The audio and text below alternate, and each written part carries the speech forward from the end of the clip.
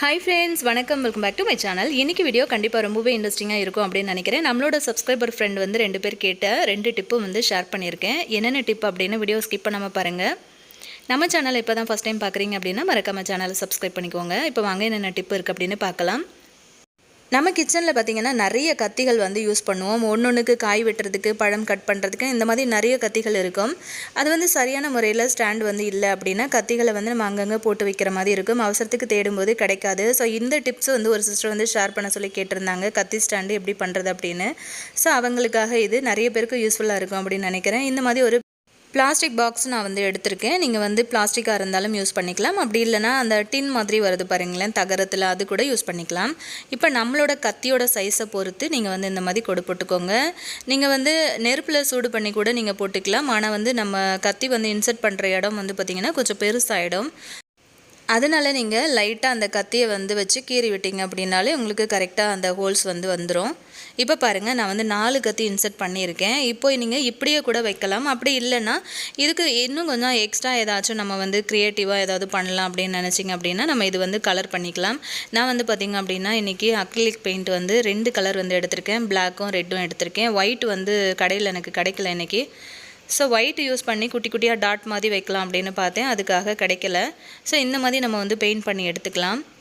இந்த மாதிரி பண்ணும்போது அது பார்க்குறதுக்கும் ரொம்ப அழகாக இருக்கும். நான் இன்றைக்கி வந்து ஒரு ஃபஸ்ட்டு கோடு கொடுத்தேன். எனக்கு அது வந்து கொஞ்சம் திருப்தியாக இல்லை. ஸோ அதனால் செகண்ட் கோடும் வந்து கொடுத்துருக்கேன்.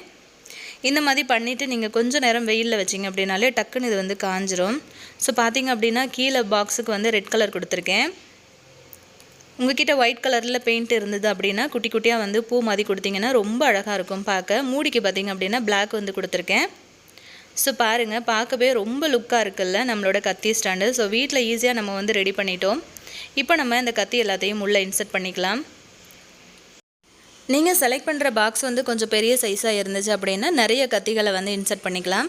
இந்த டிப்பு வந்து உங்களுக்கு பிடிச்சிருந்தது, உங்கள் ஃப்ரெண்ட்ஸ் அண்ட் ஃபேமிலி மெம்பர்ஸ் யாருக்காச்சும் யூஸ் ஆகும் அப்படின்னு நினச்சிங்கன்னா மறக்காமல் அவங்களுக்கும் ஒரு ஷேராவது கொடுங்க. இப்போ நம்ம இந்த கத்தி எல்லாத்தையும் இன்சர்ட் பண்ணிக்கலாம். இதே மாதிரி நம்ம வீட்டில் இருக்கிற ஸ்பூன் கூட வந்து யூஸ் பண்ணிக்கலாம். பாருங்கள், பார்க்க ரொம்ப ரொம்ப அழகாக இருக்குல்ல.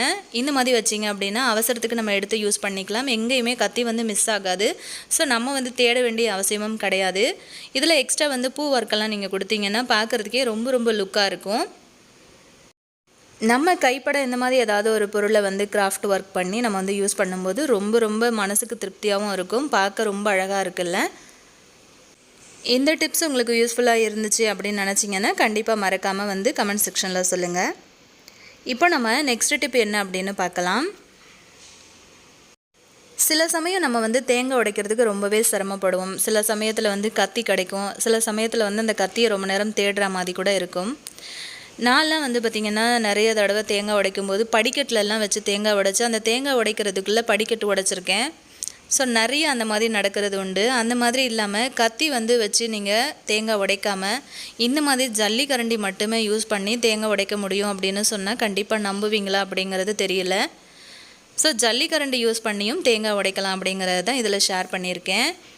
பாருங்கள், அதனால நான் உங்களுக்கு வந்து அப்படியே காமிச்சிருக்கேன். ஸோ வீடியோ வந்து ஸ்கிப் பண்ணாமல் பாருங்கள். நல்லா ஸ்ட்ராங்காக இருக்கிற மாதிரி ஜல்லிக்கரண்டியை வந்து எடுத்துக்கோங்க. கரெக்டாக அந்த நேர்கோட்டிலே வச்சு லைட்டாக அப்படியே அடிச்சிட்டே வந்தீங்க அப்படின்னா உங்களுக்கு கரெக்டாக தேங்காய் உடஞ்சி வந்துடும். நல்லா ஸ்ட்ராங்காக இருக்கிற ஜல்லிக்கரண்டி யூஸ் பண்ணிங்க அப்படின்னா உங்களுக்கு ஈஸியாக உடஞ்சிடும். அதுவே மெல்லிஸாக இருந்தது அப்படின்னா தேங்காய் உடையிறதுக்குள்ளே கரண்டி கூட உடஞ்சி போயிடும். ஸோ நல்ல ஸ்ட்ராங்காக இருக்கிற கரண்டியாக பார்த்து எடுத்துக்கோங்க. ஒரு 5-6 தடவை தட்டி விட்டிங்க அப்படின்னாலே உங்களுக்கு தேங்காய் வந்து கரெக்டாக உடைக்க வந்துடும். இதுக்காக நம்ம வந்து கத்தி தேட வேண்டிய அவசியமும் கிடையாது. ஸோ இப்போவே கூட நீங்கள் ட்ரை பண்ணி பார்க்கலாம்.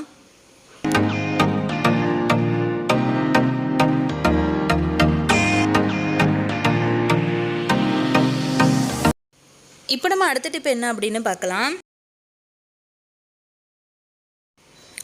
லாஸ்ட் டைம் நம்ம வந்து ஷேர் பண்ணியிருந்த ஒரு வீடியோவில் இந்த மாதிரி பால் வந்து எப்படி ஐஸ் க்யூபாக நம்ம ரெடி பண்ணிவிட்டு எப்படி ஜூஸ் போடுறது அப்படிங்கிறத ஷேர் பண்ணியிருந்தேன். ஸோ அந்த ஐஸ் க்யூப்பில் வந்து டீ போடலாமா அப்படின்னு ஒரு சிஸ்டர் வந்து கேட்டிருந்தாங்க. ஸோ அவங்களுக்காக தான் இந்த டிப்ஸு. ஸோ பார்த்திங்க அப்படின்னா உங்களுக்கு தெரியும், நான் வந்து பாத்திரத்தில் கொஞ்சமாக தண்ணி வந்து வச்சுருக்கேன். டைரெக்டாக நம்ம வந்து ஐஸ் க்யூபாக சேர்க்க தேவையில்லை. கொஞ்சமாக தண்ணி வச்சு தண்ணி கொதித்ததுக்கப்புறமா அந்த ஐஸ் கட்டிகளை நம்ம வந்து சேர்த்துக்கலாம் உள்ள. பாருங்கள், நல்லா அந்த மாதிரி ஐஸ் க்யூப் ஃபுல்லாகவே கரைஞ்சி வந்துடுச்சு. நல்லா கரைஞ்சி வந்ததுக்கப்புறமா நம்ம வந்து பால் பொங்கி வரும்போது டீ தூள் வந்து போட்டுக்கலாம். பாருங்கள் நல்லா வந்து கொதிச்சு வருது. ஸோ பால் வந்து தெரிஞ்செல்லாம் போகலை. நார்மலாக பால் நம்ம ஃப்ரெஷ்ஷாக வாங்கி எப்படி டீ போடுவோமோ அதே மாதிரி தான் இருக்குது. அதுக்காக நம்ம வந்து இதை ரொம்ப நாள் வச்செல்லாம் யூஸ் பண்ணக்கூடாது. ஜஸ்ட் ஒரு 4 நாள் இல்லை ஒரு 5 நாள் வந்து தேவைப்படுற அளவுக்கு நம்ம வந்து போட்டு யூஸ் பண்ணிக்கலாம். பாருங்கள் இப்போ தேவையான அளவுக்கு டீ தூளும் வந்து நான் சேர்த்துட்டேன். நல்லா அதோட டிகாஷன் எல்லாம் ஃபுல்லாக இறங்கட்டும். பாருங்கள் சூப்பராக டீ வந்து ரெடி ஆகிடுச்சு. இப்போ இதை நான் உங்களுக்கு வந்து ஃபில்டர் பண்ணி காட்டுறேன். இந்த மாதிரி ஐஸ் க்யூப் வந்து ரெடி பண்ணி வச்சிட்டிங்க அப்படின்னா பால் இல்லாத சமயத்தில் ஒரு ஜூஸ் போடுறதுக்கு அப்படி இல்லைன்னா ஒரு டீ போடுறதுக்கு கூட உங்களுக்கு வந்து இந்த டிப்பு வந்து யூஸ்ஃபுல்லாக இருக்கும். கண்டிப்பாக நீங்களும் ட்ரை பண்ணி பாருங்கள். ட்ரை பண்ணி பார்த்தீங்க அப்படின்னா மறக்காமல் கீழே இருக்கிற கமெண்ட் செக்ஷனில் சொல்லுங்கள். இந்த டிப்ஸ் பிடிச்சிருந்தது அப்படின்னா மறக்காமல் உங்கள் ஃப்ரெண்ட்ஸ் அண்ட் ஃபேமிலி மெம்பர்ஸ்க்கு ஒரு ஷேராவது கொடுங்க. அவ்வளோதான். பாருங்கள் நம்மளோட டீ வந்து ரொம்ப சூப்பராக ரெடி ஆகிடுச்சு. ஸோ இதுக்கு மேலே வந்து பாலை எந்த மாதிரி கூட யூஸ் பண்ணிக்கலாம் அப்படிங்கிறது தெரிஞ்சிருக்கும்.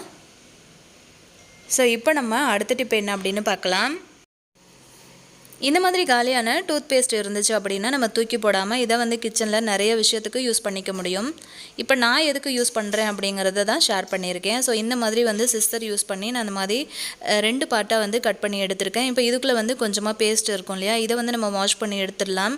அந்த வாஷ் பண்ண தண்ணியை கூட நீங்கள் வந்து ஒரு ஸ்ப்ரே பாட்டிலில் சேர்த்துட்டு அது வந்து நீங்கள் வீட்டில் இருக்கிற கண்ணாடி பொருட்கள் அப்புறம் வந்து டைனிங் டேபிள் அதெல்லாம் வந்து க்ளீன் பண்ணுறது கூட யூஸ் பண்ணிக்க முடியும். ஸோ பாருங்கள் நான் நல்லா உங்களுக்கு வாஷ் பண்ணி தொடச்சிட்டு காட்டுறேன். இப்போ பாருங்கள் நல்லா 2 பார்ட் வந்து நான் எடுத்து வச்சுருக்கேன். இப்போ இதை யூஸ் பண்ணி நம்ம என்ன பண்ணலாம் அப்படிங்கிறது தான் ஷேர் பண்ணியிருக்கேன். இது ரொம்ப ரொம்ப யூஸ்ஃபுல்லான ஒரு டிப் அப்படின்னே சொல்லலாம். இந்த மாதிரி நம்ம ஆயில் கேனில் வந்து ஆயில் போடும்போது தாராளமாக இந்த டியூப் யூஸ் பண்ணி நம்ம வந்து யூஸ் பண்ணிக்கலாம் ஆயில் போடுறதுக்காக. இப்போ இந்த மாதிரி பெரிய கேனில் இருந்தாலும் நம்ம வந்து ஆயில் போடும்போது நமக்கு கொஞ்சம் சிரமமாக இருக்கும். ஃபனல் வந்து வச்சு நம்ம வந்து இது பண்ணுற மாதிரி இருக்கும். ஸோ பார்த்தீங்க அப்படின்னா உங்களுக்கு தெரியும் நான் வந்து எப்படி ஆயில் போடுறேன் அப்படிங்கிறத. ஆயில் கேன் வந்து பார்த்திங்க அப்படின்னா ஆயில் அதிகமாக இருக்கிறதுனால கொஞ்சம் வெயிட்டாக இருக்குது. ஸோ தூக்கி வந்து ஆயில் ஊற்றுறதுக்கு கொஞ்சம் சிரமமாக இருக்குது. வேறு ஏதாவது ஒரு பாத்திரத்தில் கூட இந்த ஆயில் வந்து மாற்றிக்கிட்டு அதிலிருந்து நம்ம இந்த மாதிரி ஊற்றிக்கலாம். ஸோ இந்த மாதிரி ஊற்றுறதுனால நமக்கு சீக்கிரமாக வேலையும் முடிஞ்சிடும். அதே நேரத்தில் கொஞ்சம் கூட உங்களுக்கு ஆயில் வந்து கீழே கொட்டவே கொட்டாது. ஸோ கண்டிப்பாக இந்த டிப்பும் உங்களுக்கு ரொம்பவே யூஸ்ஃபுல்லாக இருக்கும் அப்படின்னு நினைக்கிறேன். இதுக்கு மேலே வந்து டூத் பேஸ்ட் வந்து காலி ஆகிடுச்சு அப்படின்னா தூக்கி போடாமல் இந்த மாதிரியான விஷயங்களுக்கு கூட நீங்கள் வந்து யூஸ் பண்ணிக்கலாம். இப்போ பாருங்கள் நான் வந்து ஆயில் வந்து போட்டுட்டேன். ஸோ கீழே வந்து பார்த்திங்க அப்படின்னா சுத்தமாக ஆயில் வந்து கொட்டவே இல்லை. உங்களுக்கு பார்க்கும்போதே தெரியும்.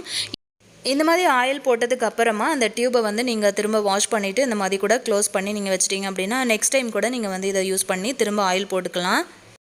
இன்றைக்கி நான் ஷேர் பண்ண எல்லா டிப்ஸும் உங்களுக்கு பிடிச்சிருக்கும்னு நினைக்கிறேன். பிடிச்சிருந்தது அப்படின்னா மறக்காமல் உங்கள் ஃப்ரெண்ட்ஸ் அண்ட் ஃபேமிலி மெம்பர்ஸ் கூட ஒரு ஷேர் கொடுங்க. இதே மாதிரி இன்னொரு இன்ட்ரெஸ்டிங்கான டிப்ஸ் வீடியோவோட நான் உங்களை திரும்ப மீட் பண்ணுறேன் ஃப்ரெண்ட்ஸ். தேங்க்யூ.